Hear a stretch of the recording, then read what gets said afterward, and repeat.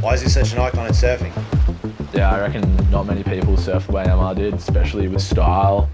To be able to make your own surfboards and take it to that level of understanding is just incredible. For his whole quiver to be made up of 20s is like, it's pretty crazy. The fact that he did it on self-shaped boards is infinitely more impressive. 1, 2, 3, 4 world titles in a row, all on self-shaped, self-built equipment. I sort of persevered with 20s because for me they felt like just putting on a comfortable pair of shoes.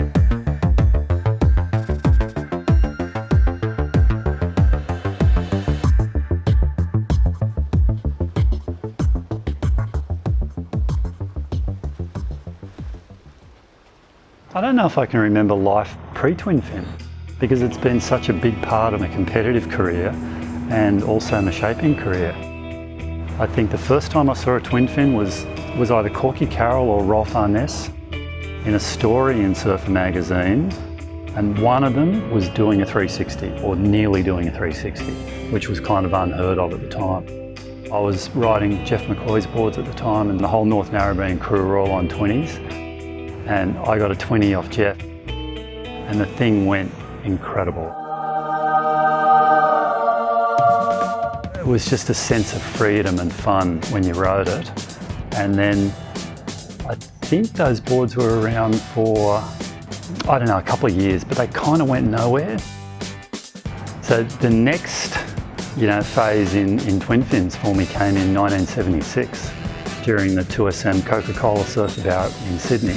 At the end of the event, Reno busted out a round-nosed kneeboard style fish, little wing swallow on it, and he was just going 1,000 miles an hour. And he was kind enough with me as a young kid just starting out shaping, harassing the shit out of him, going, what is it, tell me about it, can you give me some dimension? I'm really keen to go home and make one. The first one I made straight after that event was 5'10", 21 wide, and that's the one I call the Bumblebee twin fin. Everything that I couldn't get in a single fin on a 3-foot wave, I was getting in this board. 1977, I stayed on in Hawaii after the contest season and managed to get a couple of months shaping with Brewer. My shaping skills at that time were all basically self-taught. The main thing I got from Brewer was learning a process of how you get from A to B. He basically taught me hands to catch up with where my mind was at. The fact that he did it on self-shaped boards is infinitely more impressive.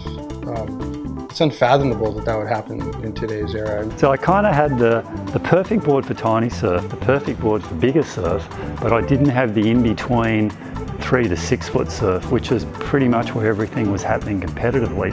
But he said, all you got to do is figure out or design a board halfway between the two. That should be the perfect board for what I was looking for. That was it. It was like the light bulb just went off.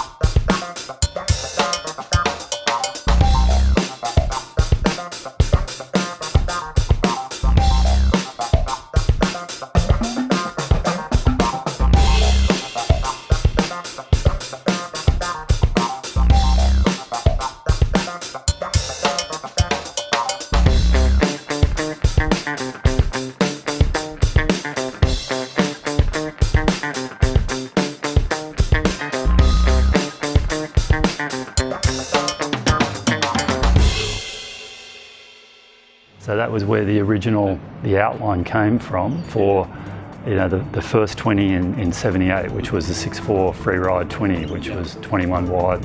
That's the board I rode in free ride. The free ride twin fin, it allowed Mark to do multiple radical direction changes deeper in the pocket than anyone ever before.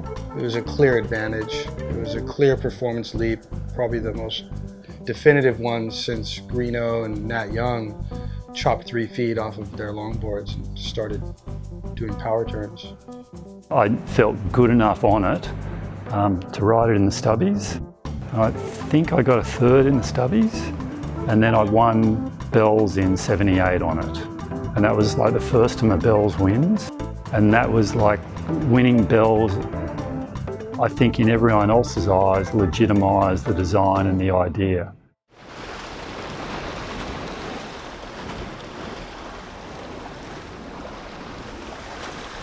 What I think of the board before I rode it.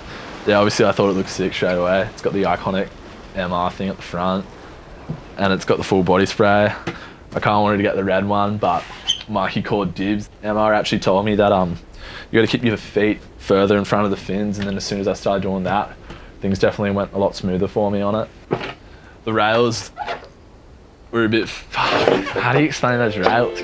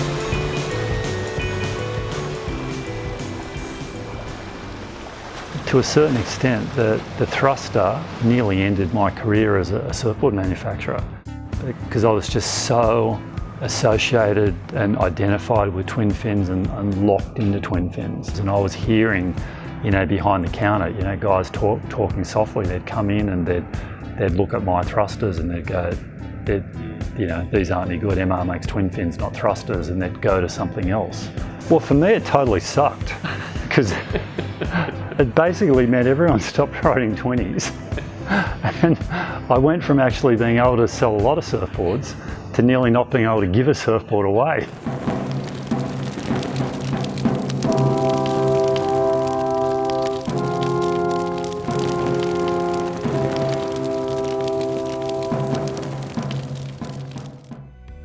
When I started redoing retro twins, the reason I did it was we had a really bad summer of surf in Newcastle, and I was noticing guys like riding old single fins and old 20s and just old boards, you know. And I kept looking at them going, wow, this is weird, you know, all these young guys are riding all these old boards. And then we were finding that we were getting guys coming in going, do you know where you can find an old single fin or an old twin fin? And then I kind of got the idea, because I used to joke, it's a shame we can't make brand new used vintage twin fins, because if we could make brand new used vintage 20s, bash them up a bit and make them brown, like we could sell the shit out of them. Everyone wants one.